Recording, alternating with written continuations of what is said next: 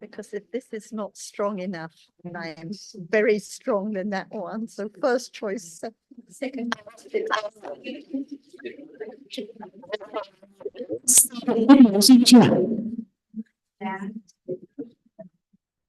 Xin mời dịch ở xin chuyện.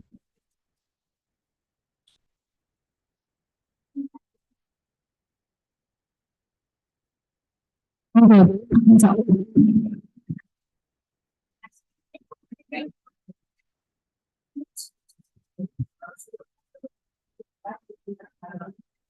thì chúng ta có thể bắt đầu buổi phát biểu.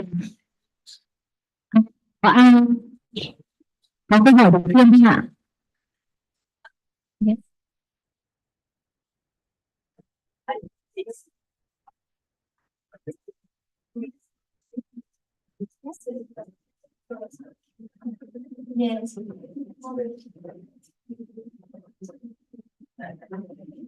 Dạ, có đạo ngữ này bắt đầu không? Không thì con sẽ đọc câu hỏi của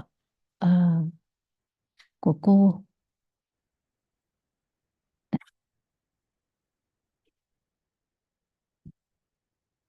Có ai không ạ? Có ai muốn giơ tay hỏi luôn đầu tiên không ạ? Vâng, thế mời U Dũng trước ạ. Cô U đứng lên cho bên ban tổ chức có thể chuyển mic cho cô ạ.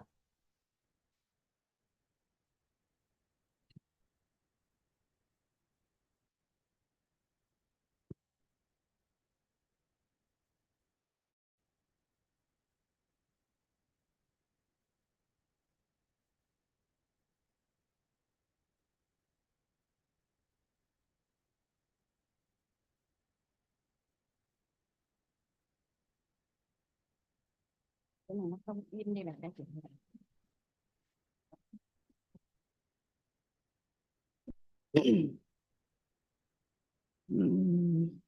Con kính thưa bà, con kính thưa các thầy các cô và toàn thể pháp đàm. Con xin có một câu hỏi. Qua quá trình con được nghe giáo pháp thì con thấy là trước hết là có cái thấy, thì sau quá trình cái thấy đối tượng thị giác, sau đó là có cái tiến trình của cái nghe, thì sau cái nghe thì quên, tiến trình thấy đối tượng thị giác, sau cái đó là có tiến trình của suy nghĩ, thì suy nghĩ về cái đối tượng được thấy, thì sau khi là có cái hình một khối hoặc là một con người hoặc là đồ vật, thì sau đó là có những tâm sinh khởi, là có thể là tâm tham, có thể là dính mắc, hoặc là có thể là có sự vui hoặc buồn. Thì con hiểu là đấy là có cái chánh niệm được sinh khởi. Thì con hiểu thế thì là đúng hay sai ạ? Và con xin bà cho con biết thêm về chánh niệm ạ. Con xin hết ạ. Dạ, có phải ý U hỏi là khi mà mình biết là mình có vui, tham hay là sân hay là gì đó thì là có phải có chánh niệm không, đúng không ạ? Vâng. Dạ. Okay, her question is she has been listening to the Dhamma for some time, and now she understands that there's the process of citta, for example, in the idol, that experiences the visible object, and after that, is it followed by the chittas in the mind door experiencing shape and form, and later on concepts. And during those processes, liking or disliking, attachment or dosa can arise. So if we are aware of dosa or attachment, then it is there is the sati, isn't it? It's her question. And please explain to her what sati is.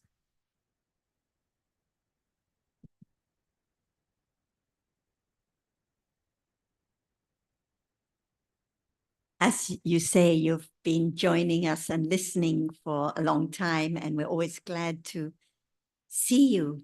But there has to always be more careful listening and considering. We may think we know what sati is, and then we hear a little more and we realize perhaps we don't know what it is at all. So now, is there sati? When the citta is kusala, sati must be there. So if it's a moment of kindness, considering the needs of others around one, at moments of generosity, sati must be there at those moments, guarding from unwholesome tendencies arising. But it's just for a moment and then gone. One moment of kindness, the next moment seeing or hearing, no sati at those moments. And then thinking of one's own needs as usual, or clinging to what is seen or heard, no sati at those moments. So it's so brief. It just arises for a moment with the wholesome moments and then gone.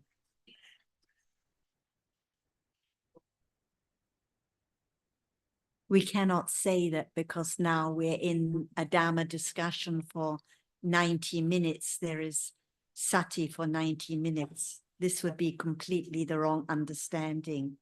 So we have to understand which chittas it arises with and which chittas it doesn't arise with. So, as I said, at moments of seeing and hearing, no sati. At moments of clinging to what is seen and heard, no sati. And then thinking about what is seen, thinking about the shape and form, as you said, thinking about the ideas of what is seen, no sati. Just dreaming about what has been seen. But occasionally there can be the right considering about the truth of dhammas, such as the seeing now, what is seen now, how these are just different dhammas arising and falling away. At the moments of right, wise considering in the mind door processes, sati is there at those moments of wise considering. At those moments, the citta is calm and sati is there, being mindful to guard against unwholesomeness, being aware of the object that's considered carefully, but it's not yet the direct awareness, satipatthana, the direct understanding and awareness of the reality appearing. So when you ask about the lobha and dosa, so usually when thinking about what's seen, what's heard, what's tasted, what's touched, there's thinking with lobha, thinking with dosa, or just thinking with ignorance.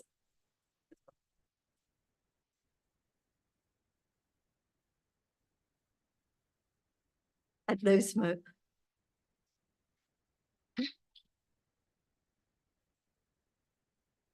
moments, no sati at all. Like now, hearing the noise. Is the dosa? If there's dosa, no sati at those moments. But dosa is a reality. There can be the considering wisely about the characteristic of dosa. When there's dosa, the problem is not the telephone. The problem is not what other friends are doing. It's just the accumulated thinking of dosa at that moment, no sati. But there can be wise considering. And when there's wise considering, sati is there. Is it the direct understanding and awareness of dosa, or is it just thinking about it? Only panya can know. So whenever any wholesome citas arise, kindness, generosity, paying respect,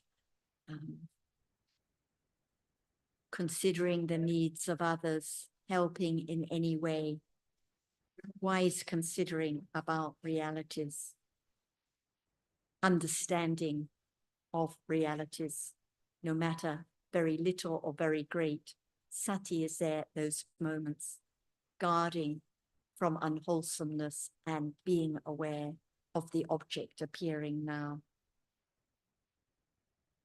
And the main point is, it's not your sati or my sati or Ajahn sati or anyone's sati. It doesn't belong to anyone at all.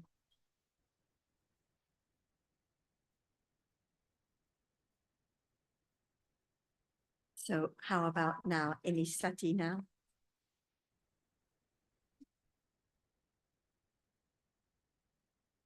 Dạ.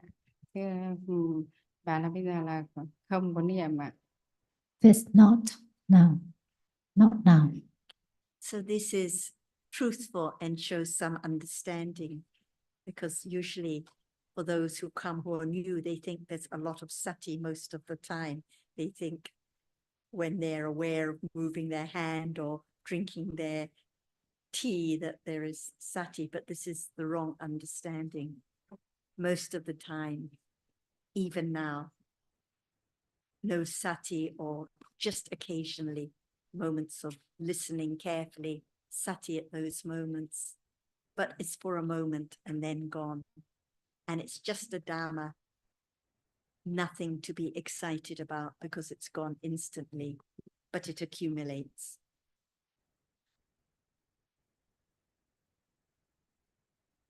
What about if someone goes to a quiet place and focuses on a meditation object? Is there any sati at those times?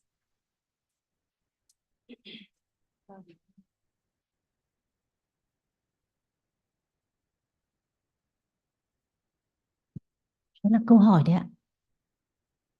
Không ạ. No. No. Because usually it's just focusing with clinging and ignorance, so no sati at those moments.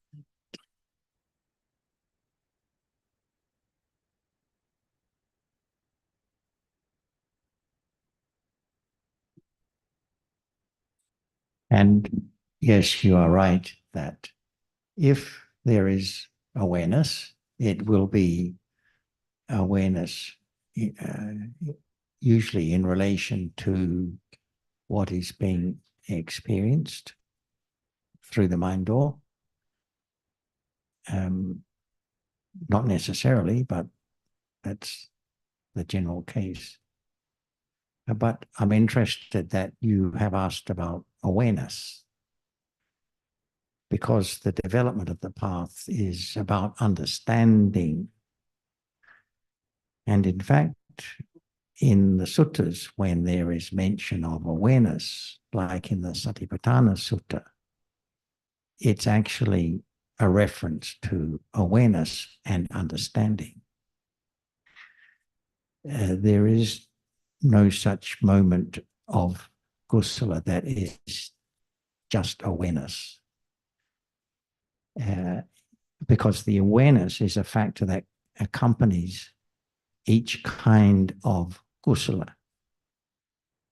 But as far as I know, there's not a kusala, kind of kusala that is just awareness. So let's think about understanding rather than awareness.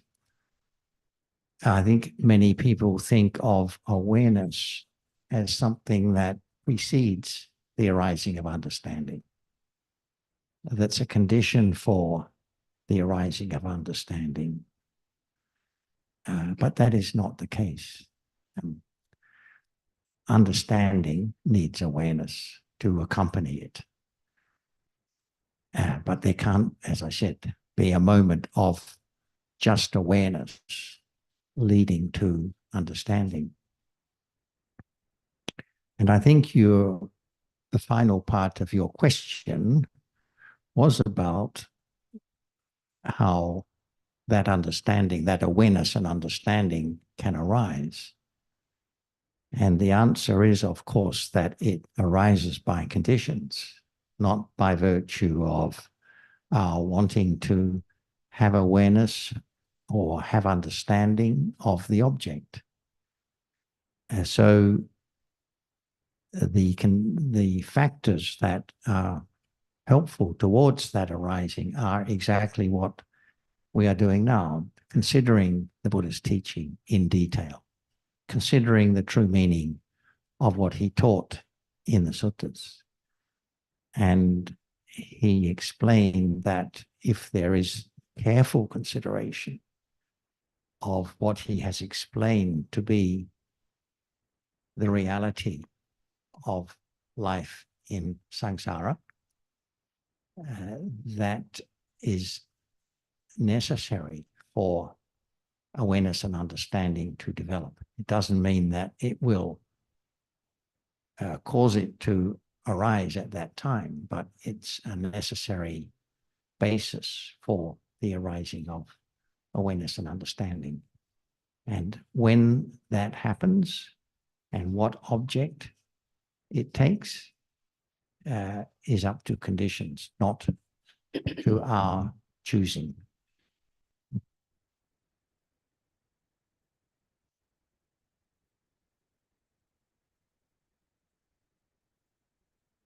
Con xin cảm ơn ạ.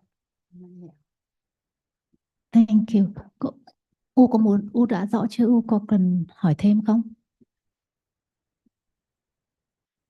Cũng đã rõ được một phần ạ. Đã rõ phần rồi, thôi không hỏi thêm nữa. Chắc là chắc sẽ có ý kiến thêm cho mình. Would you like? Can you hear me?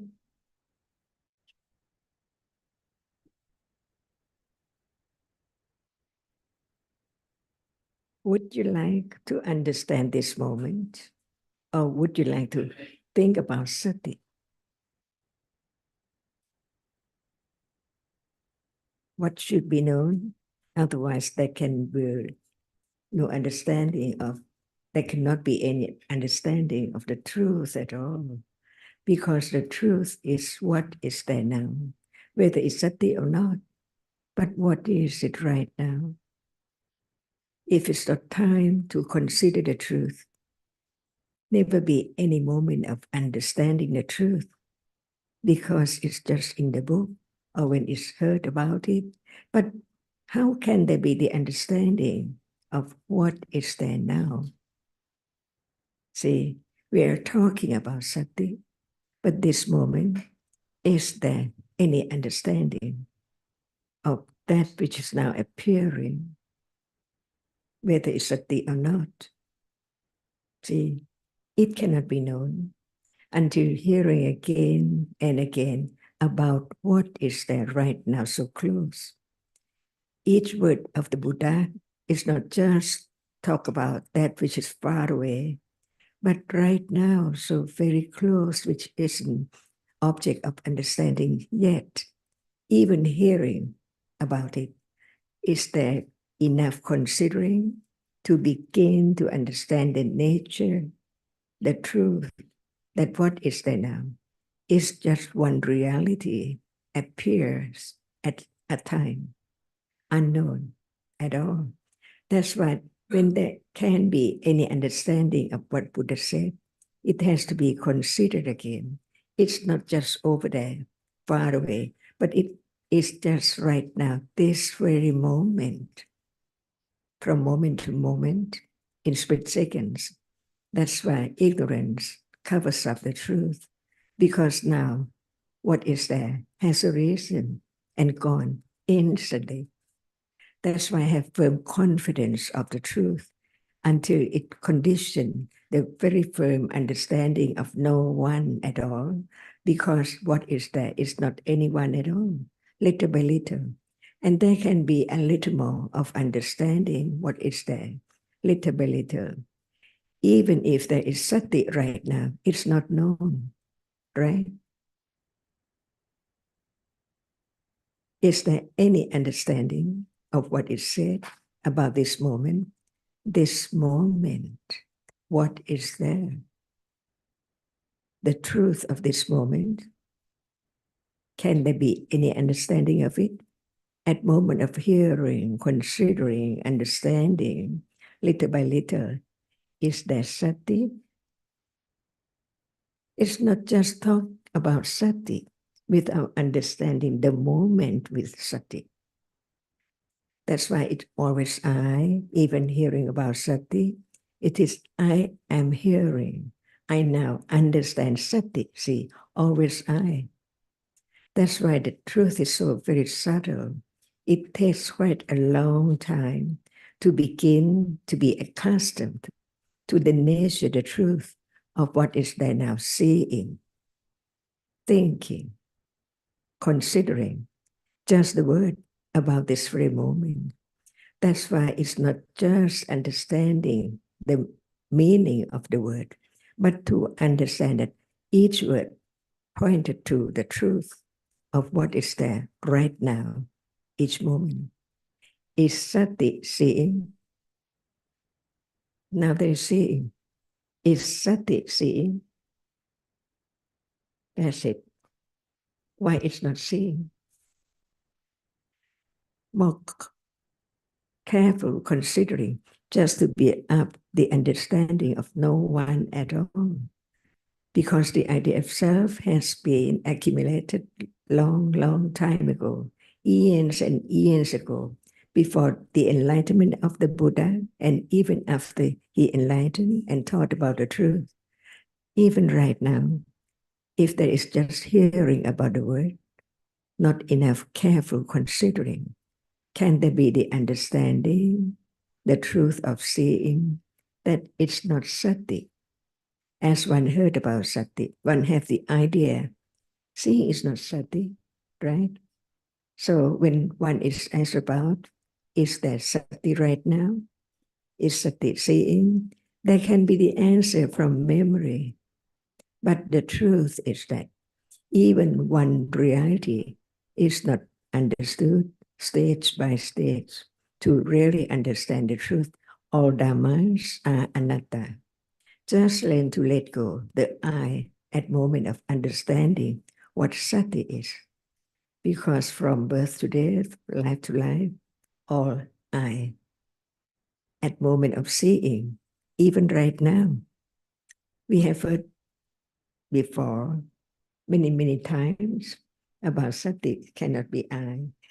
It is conditioned to arise just to see and then gone. But now it's still there. So the truth is so very subtle. So it takes time to consider again and again. That's why today, begin again. Each word of the teaching is so very deep, very subtle. We heard about the reality which arises and experience the object. It's there right now, right? How much attention to the reality which now sees, it experiences an object all the time. It seems all the time. But the ultimate truth is that nothing can stay, even just for a while. Seeing now the Buddha enlightened, it's just a moment, not the moment before seeing, not the moment after seeing. Is it sati? When will be sati? It's not just by hearing, but now, if there's no understanding of what is that, which is different from the other one. For example, the reality which is the chief of experiencing an object. Experience the object through one of the six Dhamma. It cannot be sati because it is just the reality which is conditioned just arise to see through one Dhamma, the idol. And at moment of hearing, another moment completely never be the same, because that which has risen falls away forever, no return, never to return, never to arise again in samsara. This is gradual development of firm understanding of what is there. From hearing, considering more and more, it can condition moment of begin to attend to the characteristic of that which now sees. That's why we learn about each reality, from one reality to another reality. Attend to the characteristic. It's not attend to the meaning of it. See, so very subtle, even one reality. And these are the words of the Buddha, because he knew the accumulation of different ones. Each moment of ignorance and attachment added more and more ignorance and attachment from yesterday to today. Who knows how much ignorance and attachment after seeing, hearing, smelling, tasting, touching any moment are there from moment to moment, more and more and more, thick and thick and thick, and ugly because it's not wholesome, see. To be known what is there in life, in daily life, in each moment of life. Otherwise, the truth cannot be known at all. We can talk about many things, but what about this moment? How much understanding of not I see? It's still I, as long as right understanding is just beginning to understand the meaning of the word. But the truth is not attended to understand the nature of that, which is not hard or soft, but it just arises to see, which means it experiences that which is seen. Otherwise, the object cannot appear right now at all.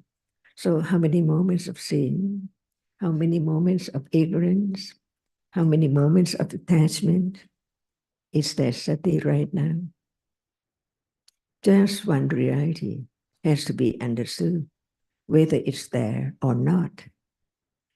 Who knows that at moment of seeing, there's not just one seeing, the reality which sees itself.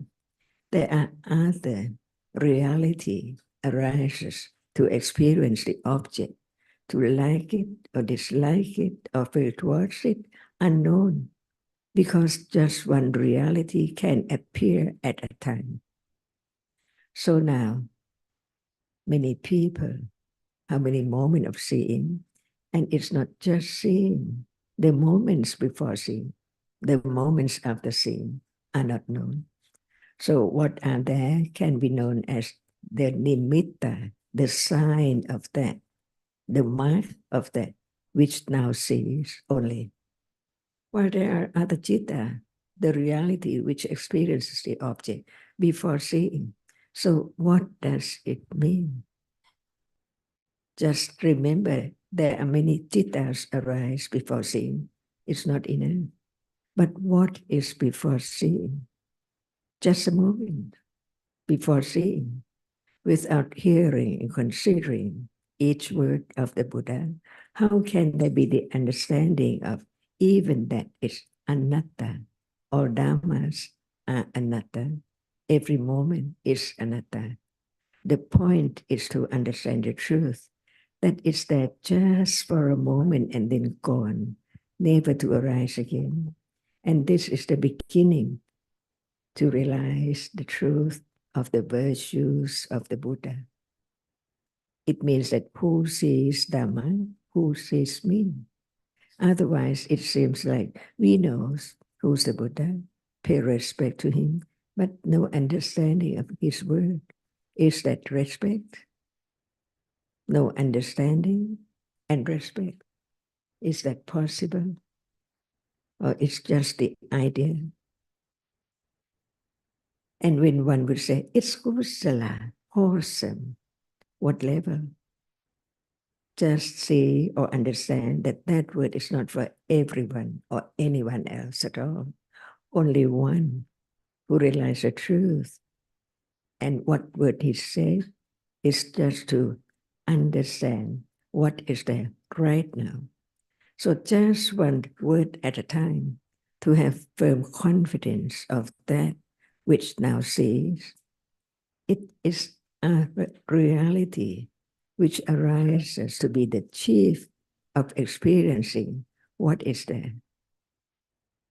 No matter it's black or blue or white, dark or light, it's clearly experienced by only one reality, which just arises to experience it as the chief of experiencing the object clearly. Now, is there a little more understanding of that which is different from other realities which arise and experience object, but it's not the chief of experiencing? So we use the term for it, many words, but it means that which is the chief of experiencing. So usually we heard the word sat, citta. See, now there is a little more understanding of citta. Is that right? Or none? Or very little? To be truthful to the truth, it's right there. Where? See, where is it? Seeing right now. It's that because there is seeing, but where is it? To attend to the characteristic, but at moment of attending to that which experiences that which now seen, no place, right? But in truth, it's there because any moment of that which arises to experience the object cannot be outside. The rupa is a condition in the plane of five khandhas or citta and rupa together. There must be citta at a point or on one rupa. Is it known? Is it thought about? If Buddha didn't teach about it, that it is different from other realities which arise and experience. But when it's not that which is achieved, it does not arise the same point as citta, the seeing, sees. See, who knows? That's why beginning to understand that is so very close in life. It's there all the time. And there are also other realities, but they are not the chief of experiencing. They are not citta. In order to understand sati and panya and other realities, there must be understanding one by one. No matter right understanding, it's not seeing. Ignorance of that which is now appear is not citta. See, learn to understand little by little, and right understanding of what is there begin to develop until it's strong enough, keen enough, clear enough to directly experience the truth. So now we are talking about the truth of anything. Dhamma is anything which arises by conditions. So whatever is there is Dhamma. And the Satya, so true, no one can change its characteristic. Can anyone change seeing to be the eye? See, begin to consider about what is there at moment of seeing until it is very little by little accustomed to the nature of that which sees now, that it's not other reality, it's not right understanding, it's not sati, it's not attachment, it's not aversion, learn to understand what is there each moment, so close, right here. So where's the world? Just to think, just to consider the teachings of the Buddha. People have the idea of the world, but what did Buddha say about what is the world? See? That's why learning to understand not just the meaning of the word, but the nature of it, and be truthful whether it's there or not. If there's no understanding of it, how can it be understood that it's there or not there? That's why learn just one word at a time to have confidence of anatta, no one at all, little by little, gradually, stage by stage.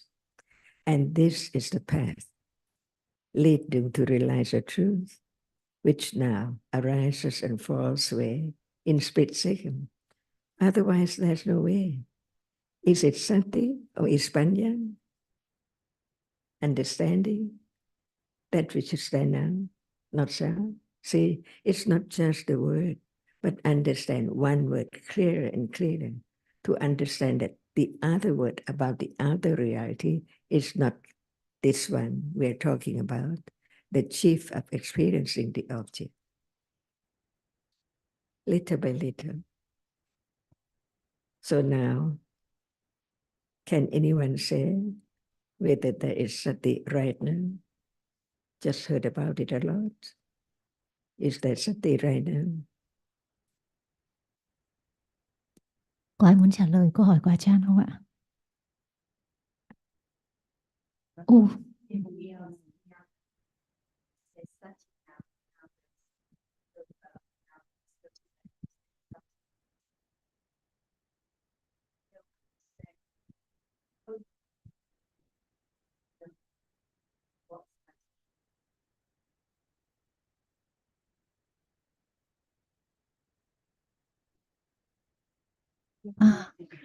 bị mất. There's no sound.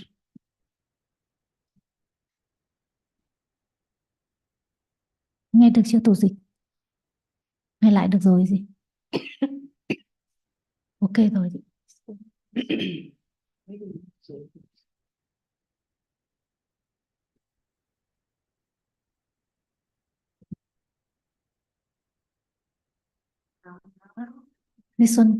This one is not working. Okay. I'll try with this one. Okay.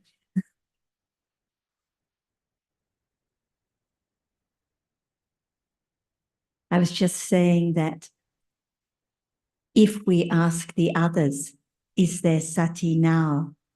Now I have lobha, now I have dosa, now I have kindness. Is there any sati now? It shows it's no understanding at this moment.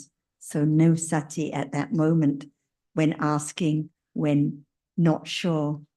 Only understanding can know what the characteristic of sati is and whether it's there at that moment. The others cannot tell us. Because we think in a day, oh, now I have dosa, or now I'm happy. So there must be awareness, but this is just thinking about it. The sati is much more subtle because there can be thinking about dosa with akusala citas or thinking about dosa with kusala citas.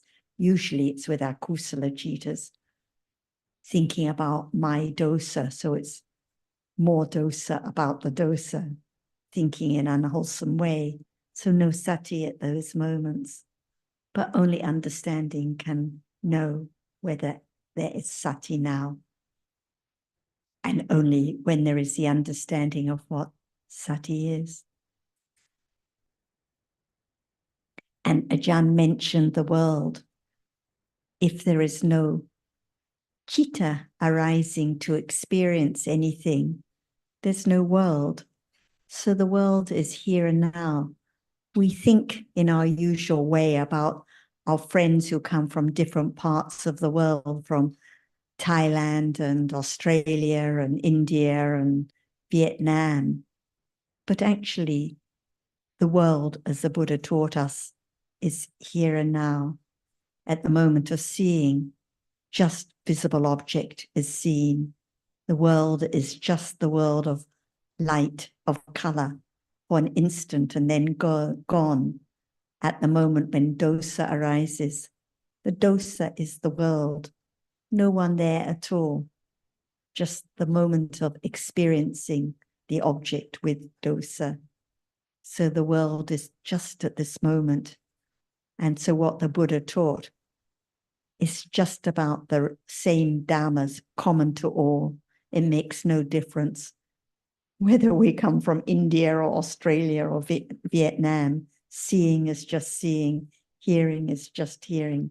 The world is at this very moment.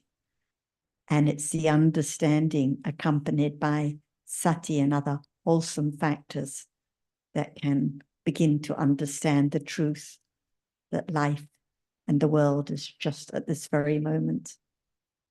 All the things we find so important in life, our family, our home, our work, our holidays, just all in a moment of thinking, but the world is the seeing now, the thinking now, the hearing now.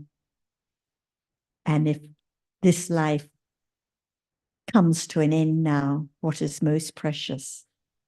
Actually, the understanding of the world right now.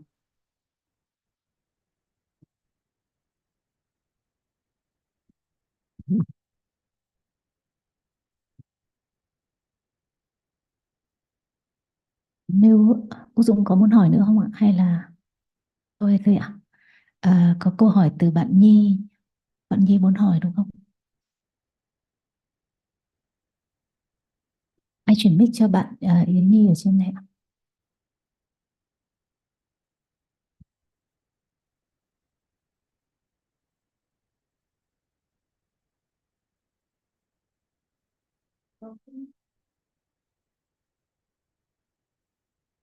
Nó đã mở chưa? Phải ấn vào cái nút nó lên xanh thì là được. Dạ, dạ. Con kính chào Ngài Chan, dạ kính chào các vị thầy. Con có câu hỏi muốn xin Ngài giải thích cho con hiểu rõ về tánh không và bồ đề tâm. Dạ, con xin hết ạ. Her question is about the two terms. The first one is emptiness, sunyata, and the second one is bodhicitta. Bodhicitta.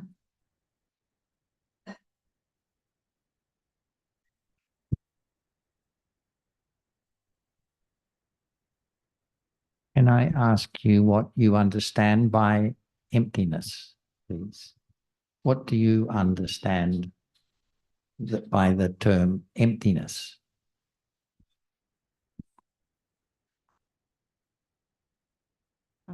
Em ngồi cũng được, không cần phải đứng lên, em cứ ngồi em nói. Dạ, con hiểu về tánh không khi mà con có nghe qua được là khi mình giống như tánh không trong cái bố thí thì sẽ hiểu rằng là khi mình làm một cái việc đó thì mình sẽ không có mặt ở, và cái người nhận và cái người bố thí cũng là không có ở đâu. Thì con hiểu sơ là nó là My very rough understanding is that, for example, at the moment of dana, there's no one who gives and no one who receives, no giver and no receiver.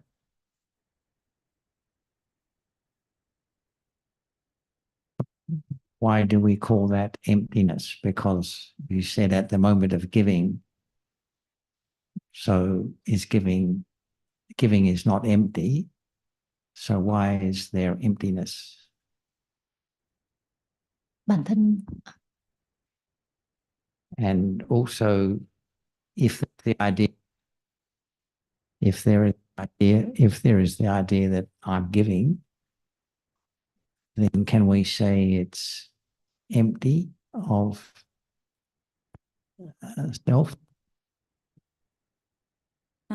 Và con hiểu rằng là nếu như mà tại cái việc đó mình còn để mình ở trong đó nữa thì mình sẽ có nhiều cái cảm thọ trong đó. Thứ nhất là mình sẽ sinh được cái tâm hoan hỷ, mình vui trong cái khắc đó, thì có thể là mình sẽ bị vướng mắc ở cái thời điểm đó. Nếu như mà mình dùng cái tâm mình không có ở đó và cái người nhận cũng là không có ở đó, thì nó chỉ là một cái việc gì đó nó được trôi qua như vậy thôi. She said that her understanding is that if when we do generosity and we are there, then there's attachment. But if there's no me, the giver, and no one who receives, then it's just gone and there's no attachment.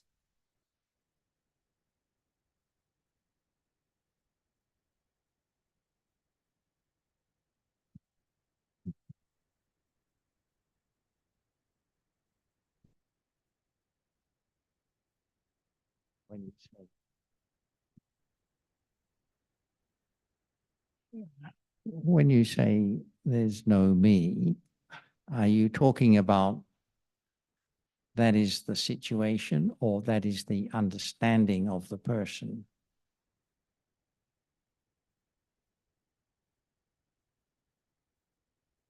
It is,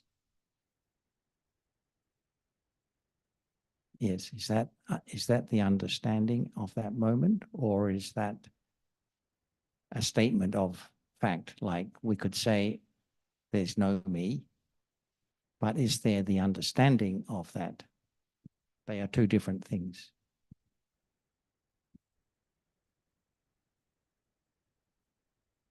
One is what is taught by the Buddha to be the case, and the second is the understanding or perception of the individual.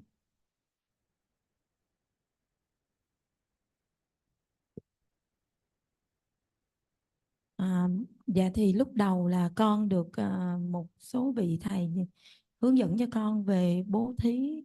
Thì cái bố thí cao thượng nhất thì là nó không có đặt tôi ở trong đó, và cái đối tượng, cái người mà mình nhận của mình thì cũng là không có phải ở đó. Thì lúc đầu con được dạy vậy, nhưng mà sau này thì mỗi một ngày con hiểu thêm được rằng là đúng là mình không có đặt mình ở trong đó, thì nó chỉ là một câu chuyện đi qua như vậy thôi, thì mình sẽ không có để lại cái cảm xúc vui hay buồn tại cái thời điểm đó, thì nó sẽ làm cho tâm mình có vẻ như nó bình thường. She said that because she was taught by the teachers that when doing dana, you should not place yourself there as the giver. And then later on, herself found out that if she doesn't put herself as the giver, then there's more detachment to that act of giving. Then there's what? Detachment. Yeah. Detachment. So right now, is there emptiness this moment?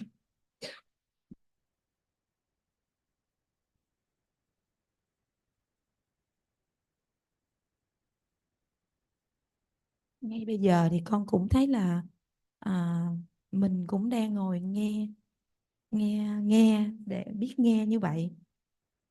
Trong cái nghe thì nó có cái hiểu biết, và có một số cái con cũng chưa có hiểu, thì con cũng chưa có rõ ràng lắm là bây giờ có phải là cái tánh không hay không.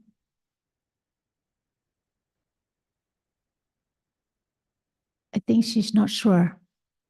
I just explain your question a little bit. Tức là vì vừa nãy bạn lấy ví dụ là khi mà thành hành vi bố thí thì không có người cho, không có người nhận, thì đấy là tánh không. Thì câu hỏi của ông là bây giờ chẳng hạn, thì cái tánh không ấy nó có hiện hữu ngay bây giờ hay không? Hay là chỉ trong câu chuyện của bố thí thôi? Đúng rồi, em chỉ hiểu được tới bao nhiêu đó thôi. Bạn không có biết câu trả lời gì cho Dạ câu đúng hỏi rồi, đó đúng không? em She said that she doesn't have any answer to that question. She's not sure.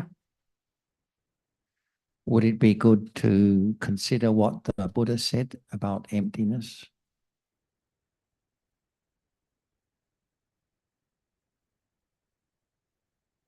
Yes. So in the Buddha's teaching, emptiness or sunyata is a characteristic of every conditioned Dhamma, every reality. So at the present moment, there are conditioned Dhammas because, as we know, there is no self, there are just conditioned Dhammas arising at the present moment.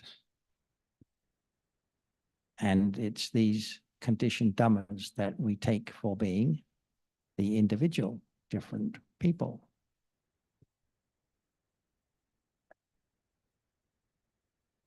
And the term emptiness or sunyata refers to one of the three characteristics of all conditioned Dhammas. And those characteristics, and I think you know them, are anicca, impermanence, dukkha, unsatisfactoriness, and anatta, non-self. And the emptiness is the same, is a synonym for anatta, because it means empty of self. Empty means, emptiness means empty of self. So it's a characteristic of each conditioned Dhamma. Are these conditioned Dhammas and their characteristics, are they known to us? Do we know them? The answer, I'm sure, for all of us is no, except for occasional moments of awareness and understanding. So if someone says that when you do this or do that, it brings detachment, we need to consider whether that is consistent with what the Buddha taught.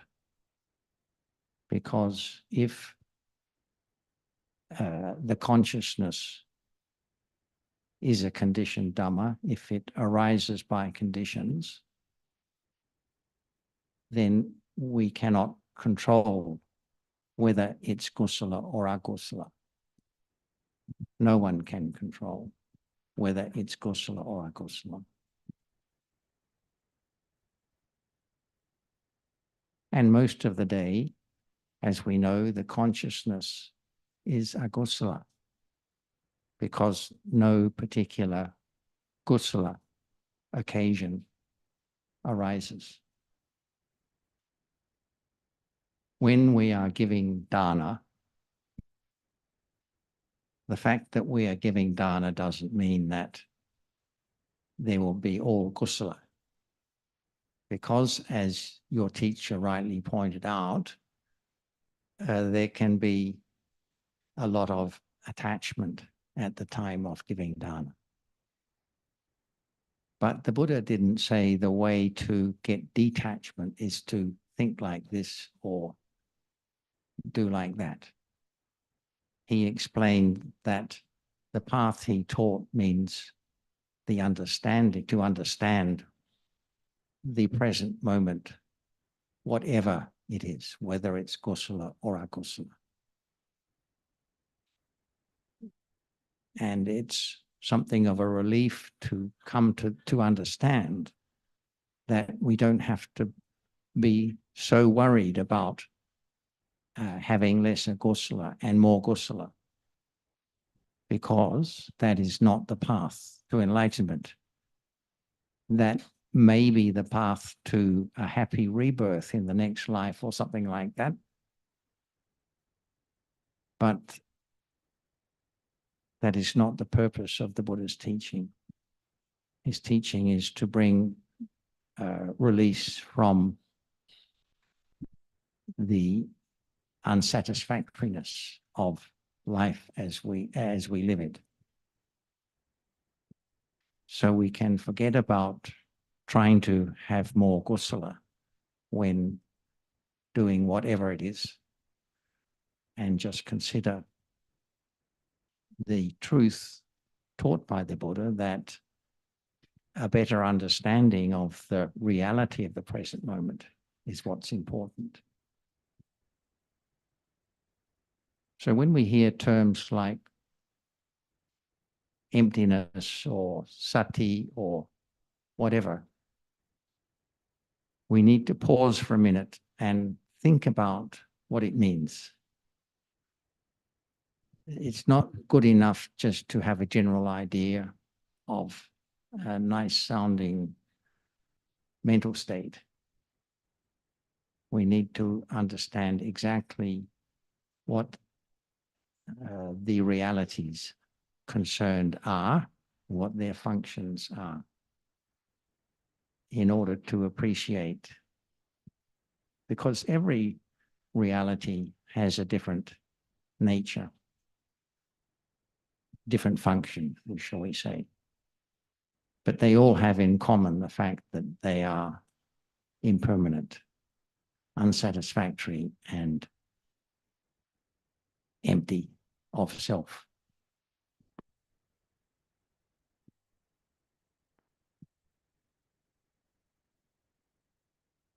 One more comment is that we think of doing dana, even though we know, because we've heard, there's no one who does it. But we think of half an hour when we make an offering and go to the temple. But generosity, like any other Dhamma, it just arises for a moment and then it's gone. What about thinking of the good deed and then clinging instantly to the deed we're about to give, or the deed just done? So the clinging follows so quickly. And at moments of seeing and hearing, no generosity either. So whatever reality, whatever Dhamma we're talking about, no matter whether it's generosity or kindness or understanding or seeing or what is seen, it is the world just for a moment and then falls away, crumbles away, disappears instantly, because it's sunyata. It's empty of a self and it's gone immediately. It doesn't last at all. So nothing to cling to with regard to the generosity or any other goodness. It's just a Dhamma that arises. It's wholesome for a moment and then it's gone. Attachment follows, seeing follows, thinking about it follows. Different realities arising and falling away. Chitta at each moment experiencing its object. And the thinking finds this one or that one important, but actually they're all conditioned dharmas, all sunyata, disappearing immediately. This is a way to understand no one there, no thing there, no offering, no temple, no people, just different dharmas arising and falling away. And it is the understanding that conditions a little more detachment, a little more detachment. Understanding each one is sunyata, gone immediately. No one can make it stay. So there can be joy and happiness at moments of generosity, even greater joy at moments of understanding it's just Dhamma, not my generosity, not my goodness, not my seeing, not my anything, nothing to be done by an eye. Now, we are talking about emptiness or dana, generosity.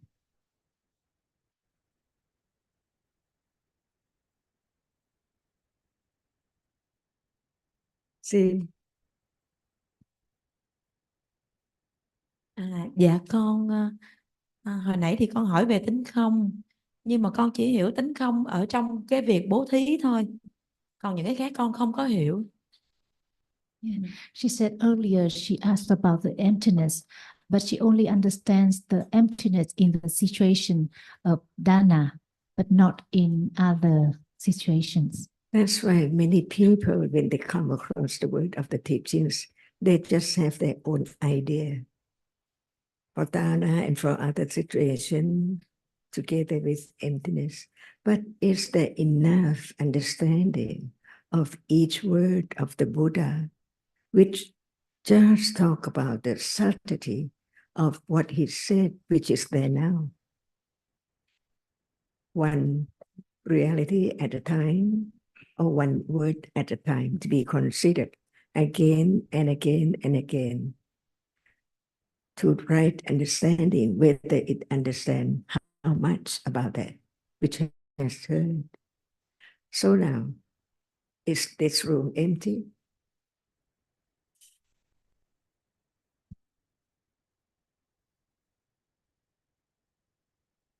Con thấy là trong phòng này rất là nhiều người. I think that there are many people in this room. So it's not empty when everything goes out, when everyone, is it empty?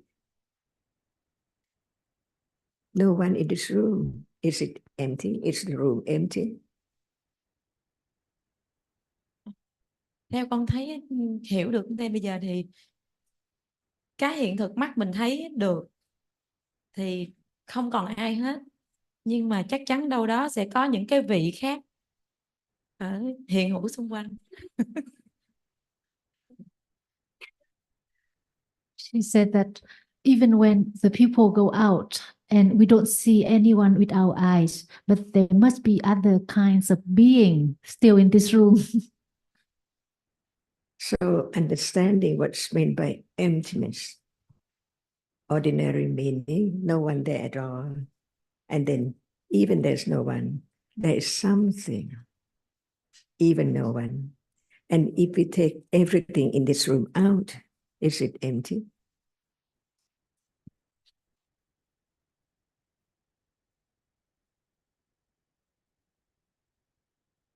Everything.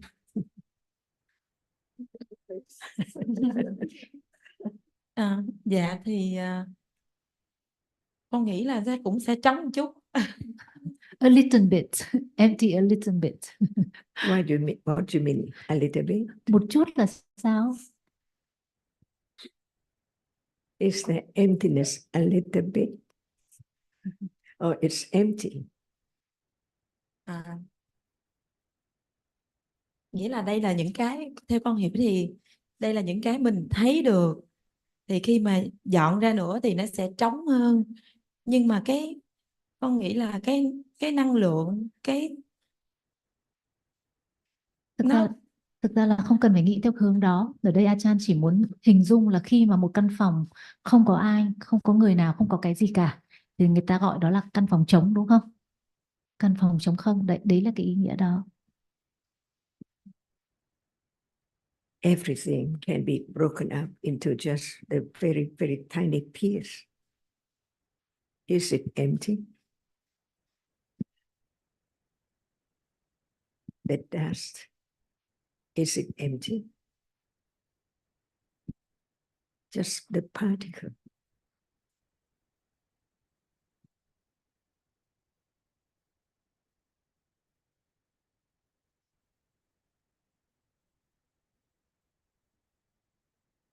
bụi thì mình cũng còn thấy được đây bà. But we can still see the dust. So if there's nothing at all, is it empty?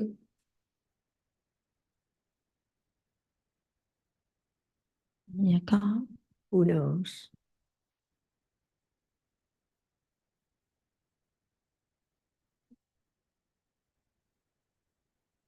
Ai biết được? Ai biết được điều ấy? Ai có thể biết được điều ấy?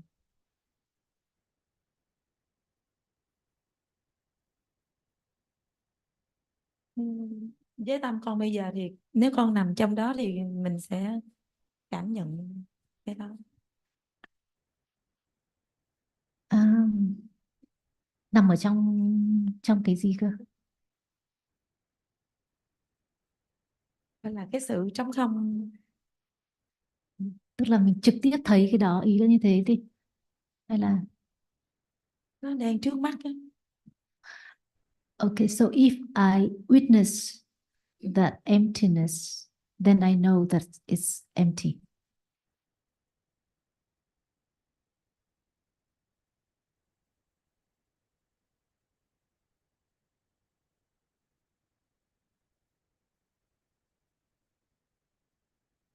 That's why we have to be truthful to the truth.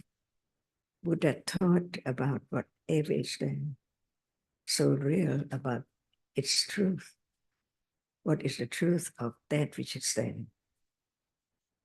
Emptiness. But is there something? Why did he say about it? Empty. See? That's why even at moment of thinking about emptiness, it's a reality which thinks. So what is meant by empty or emptiness?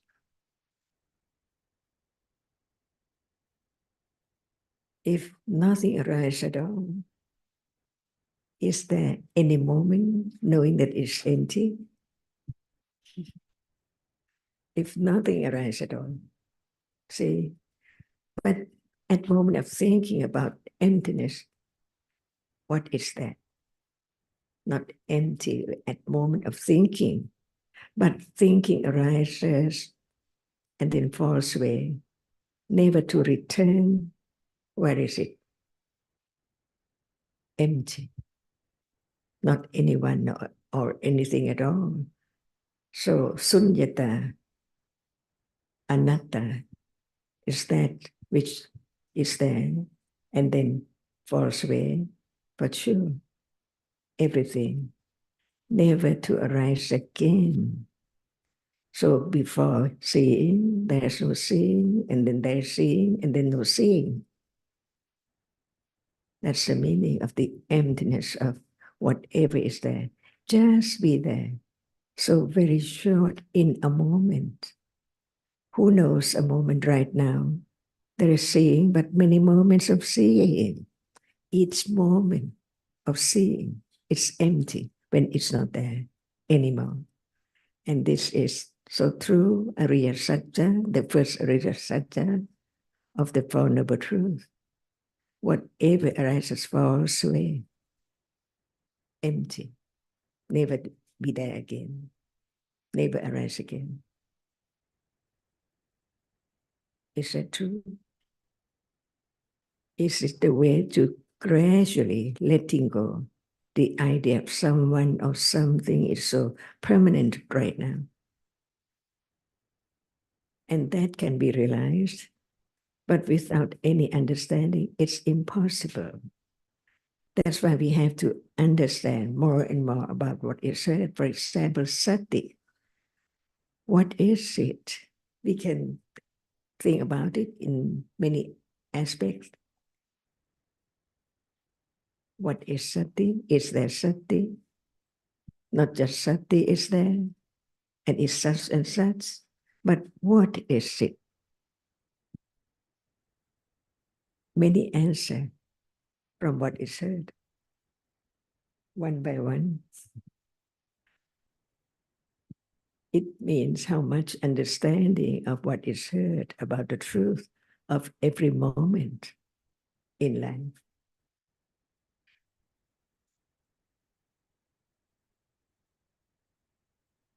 Common idea. What is sati? Not yet get deeper and deeper to the nature of it, but heard about sati from the very beginning. What is it? Not just say it without understanding what it is. So now it's time to begin to develop careful considering, because usually even hearing Dhammas or not Dhamma, everyone has less, very, very little careful considering, just follow instantly. For example, the AT or A1 and so on. See, many words, just follow instantly. But the truth is there, which can be studied to begin to understand what is meant by understanding and ignorance. Are they empty?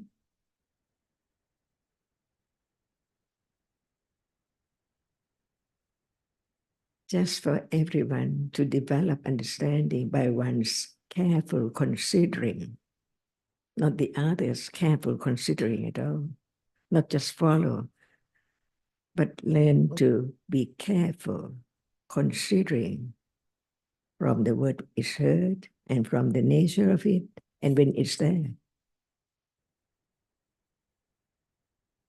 So it do not just talk about the name or the reality, but talk about the way to realize the truth that Buddha had realized. And he showed the truth, the Four Noble Truths. The fourth truth is the path leading to realize the Four Noble Truths. Otherwise, we don't know where's the first truth. Right now, where is the first truth? Every moment, everything, unknown. So what is that? Is it a reality that cannot understand, cannot know the truth at all? So it's now viccha, no understanding, ignorance. It's not just a word. It's the moment of no understanding of the truth.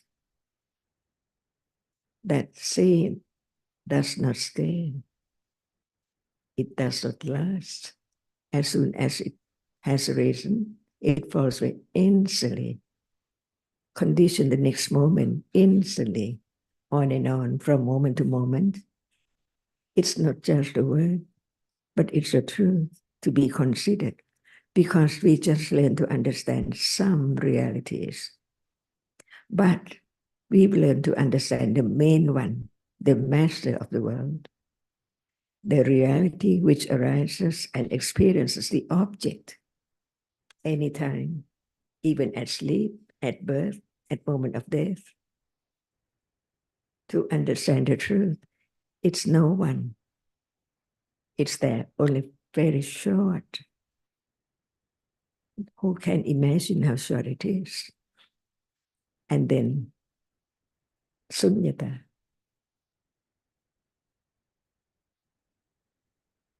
Is the truth? This is the beginning to understand the life, short or long, to be this personality of this person just in this life.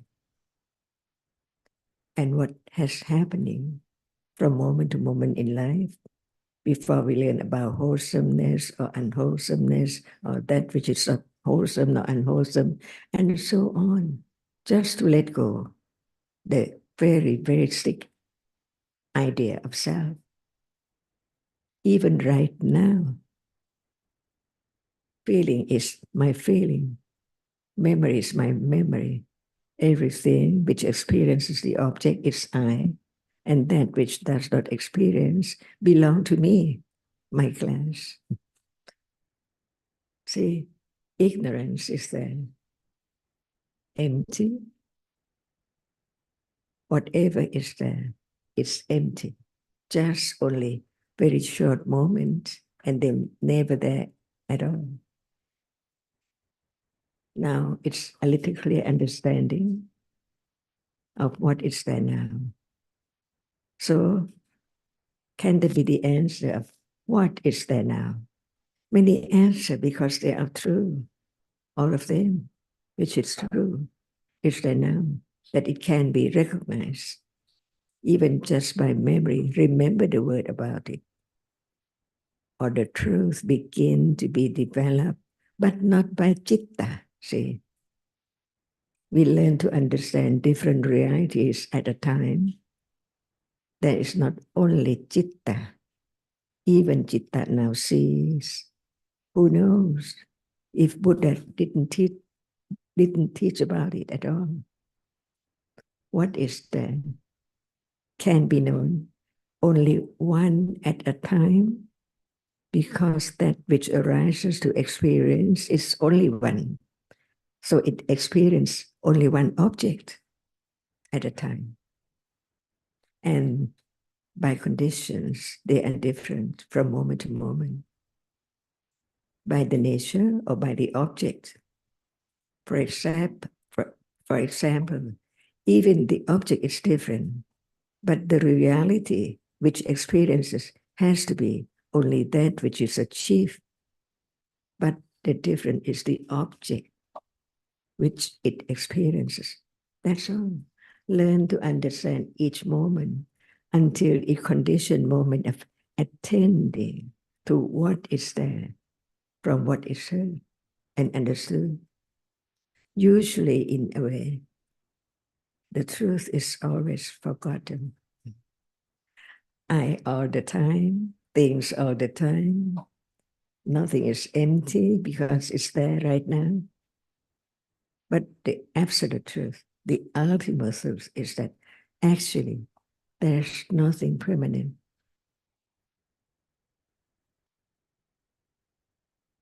Can seeing be I then? Because it is conditioned to arise to see and then gone. So everything cannot be taken for anyone or any permanent thing at all. No, is there any doubt about emptiness?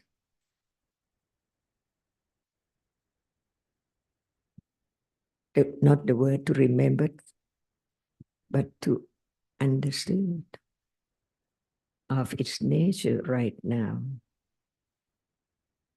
Previous moment is not this moment. Yesterday moment is not this moment. Empty. And we take that which is so short as something permanent from birth to death. But the understanding, even its intellectual understanding, is gradually developed, not to remember the word, but to understand the truth little by little. Because now everyone knows that is seeing, it's conditioned just to arise to see. Who knows that? It's gone. Never to arise again.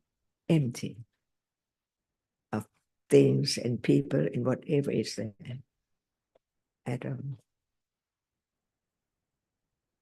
So now if someone said that that is permanent, you know, it's right or wrong.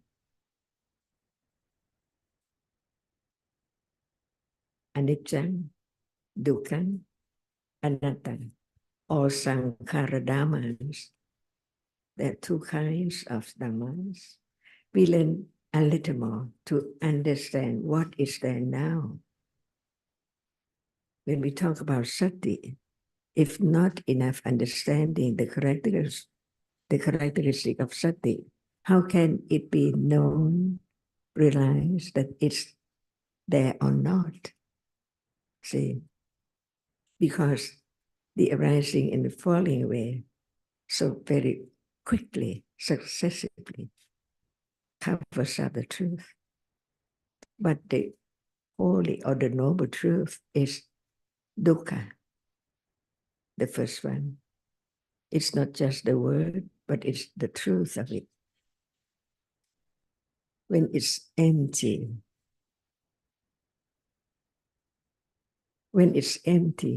should they be clinging to that which is not there anymore? Only ignorance take it for permanent. It's still there. That's why the ultimate truth is so very subtle, but it can be gradually known, stage by stage, and beginning to understand another reality, which is not the chief of experiencing. Like we use the word sati and panya and phassa and manasika. It's so amazing There's no understanding of any characteristic, any nature of what is there that we have heard. But as soon as we heard the word, we think that we understand. Is that true? But in truth, it's only the word remember. But the characteristic is not attained even from the very beginning, and more to be different degrees of understanding. The development of understanding of the path, not just heard about the truth, but understand the truth is there. Why is it? To understand it as it is. Otherwise, how can be the understanding of the truth of what is there now as it is? For example, seeing. Is it subtle? Is there any way to realize it? Or just thinking about it in a day? See, not enough condition. There's a lot of thinking about this and that, but no thought, no thinking moment of chitta now.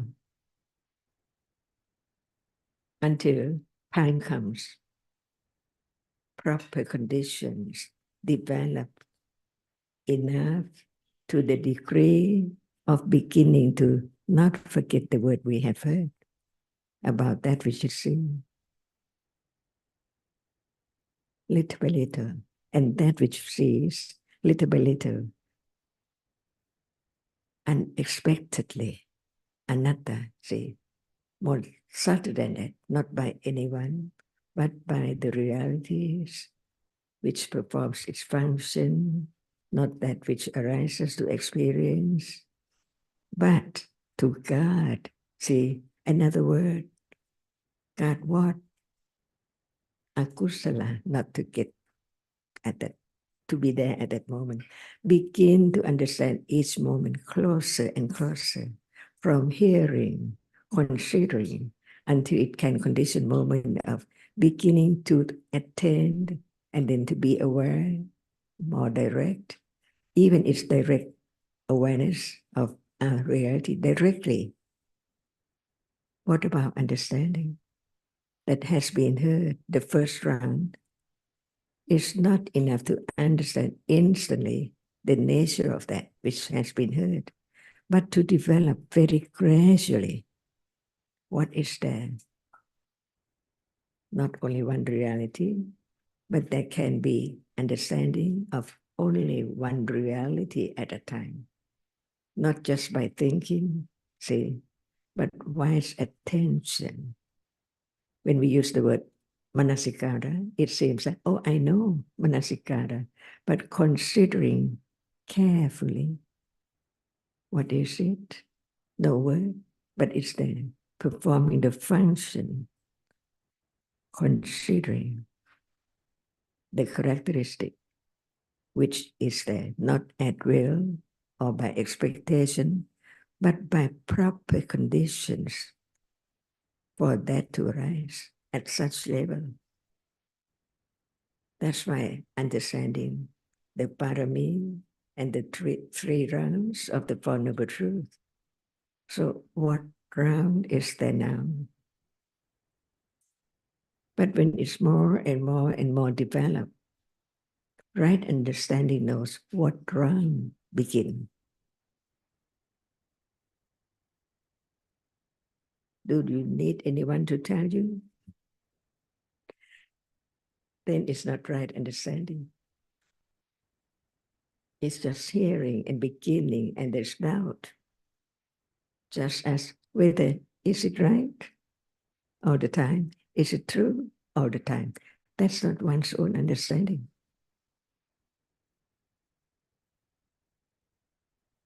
So, is there sati now? Or not yet, because not enough understanding of the nature of sati. Just heard about it.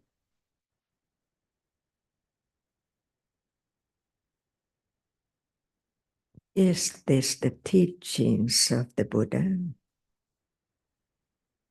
Or your own understanding, your own thought?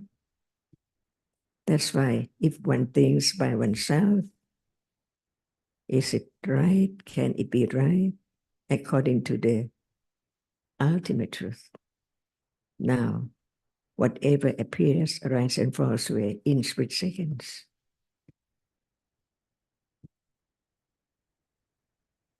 The first round of understanding the first noble truth, which is empty.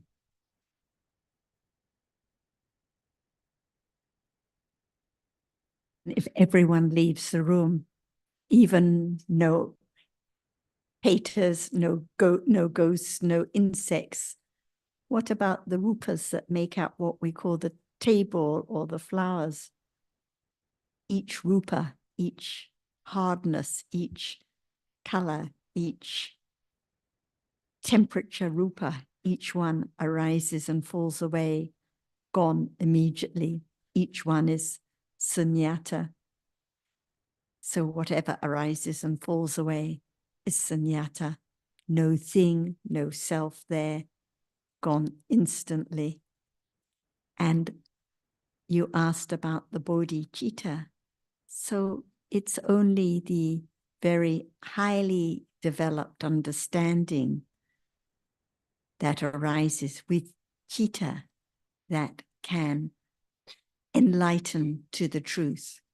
So there has to be the beginning of understanding of what is here and now, what is seeing, what is the world at this moment, what is touched, hardness, how long does generosity last for?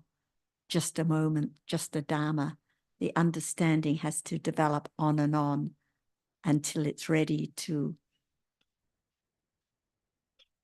completely eradicate defilements, to really understand the truth. And this is the bodhicitta. Without understanding beginning now, no bodhicitta.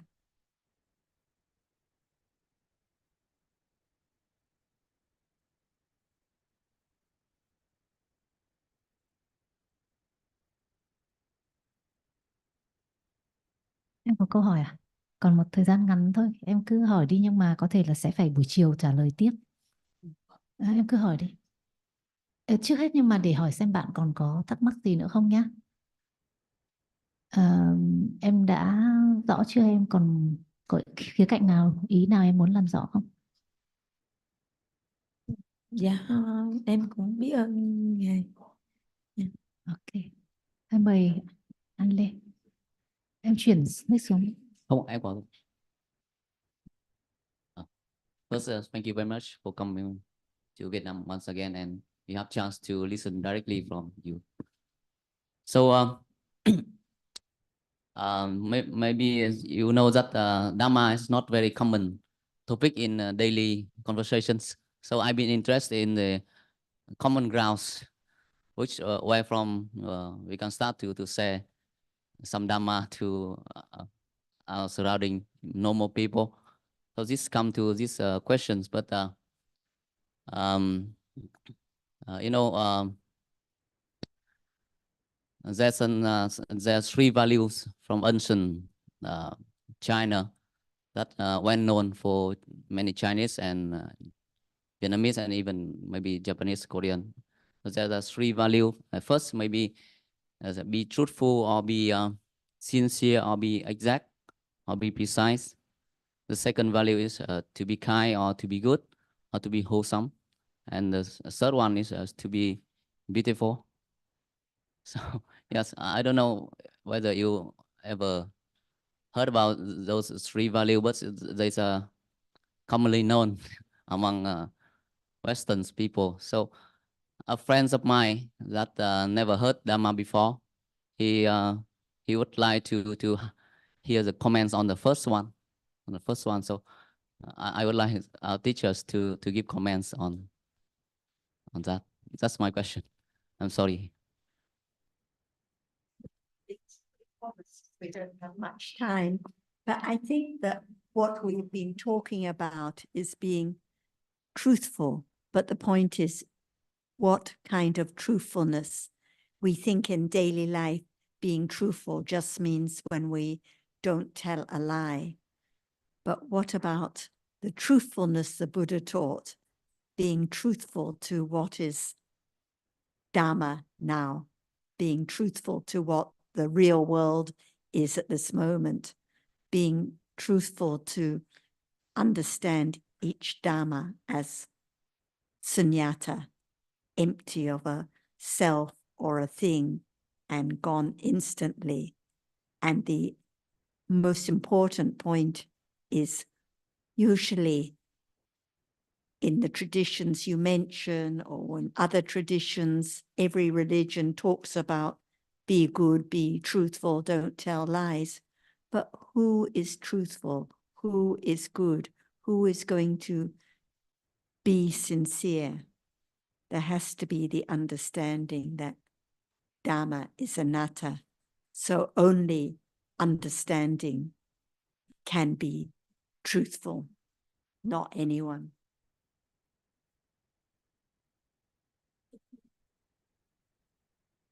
Yeah, thank you very much. Yes. And maybe we continue from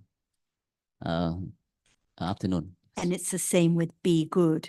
Like we teach children, be good, be polite, don't cause trouble.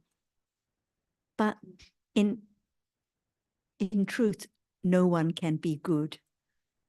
Good is just moments of kusala that arise by conditions, not by someone being good. So the main point is understanding dhammas as conditioned and anatta. So it's just we start from aspect people's what should we should consider such value from the viewpoints of what the Buddha actually taught us on those values. We can make a New Year's resolution, be good all the time, every day. How long can it last? How many moments of kusala can arise before the attachment or the dosa arises? So goodness is just for a moment.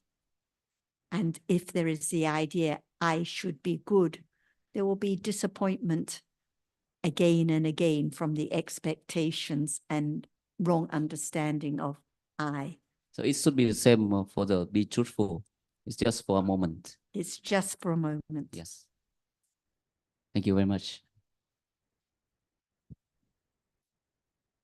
John. No, I just wanted some clarification because I wasn't sure if I heard you correctly. The third one, was it beautiful or dutiful? Beautiful. Beautiful. Yes. Yes, thank you. We'll talk about that this afternoon. Thank you very much. Dạ vâng, sáng nay chúng ta đã được nghe những lời giảng rất là sâu sắc về về emptiness, về tính không, về không, rỗng không, sự rỗng không, sunyata. Rất là tuyệt vời và cũng còn rất nhiều câu hỏi của các quý vị cũng đang chờ. Chúng ta đừng ngại giơ tay để đặt câu hỏi. Và khi nghe câu trả lời, nếu như có bất cứ điểm gì vẫn còn thắc mắc thì chúng ta đừng ngại hỏi lại. Bởi vì những câu trả lời này đều không dễ để tiếp nhận và bất cứ điểm thắc mắc nào khi mình đưa ra thì sẽ được các vị trả lời để làm cho cái hiểu sâu sắc hơn nữa. Vậy nên là khuyến khích tất cả chúng ta rất là thoải mái trong trao đổi, đừng cảm giác như là mình phải chỉ hỏi thôi mà không được phép hỏi lại những điểm mà mình chưa đồng ý hoặc là chưa hiểu rõ. Vâng, xin tùy hỷ thiện pháp của cả nhà. And sadhu, sadhu, sadhu. Thank you, Ajahn Joseph.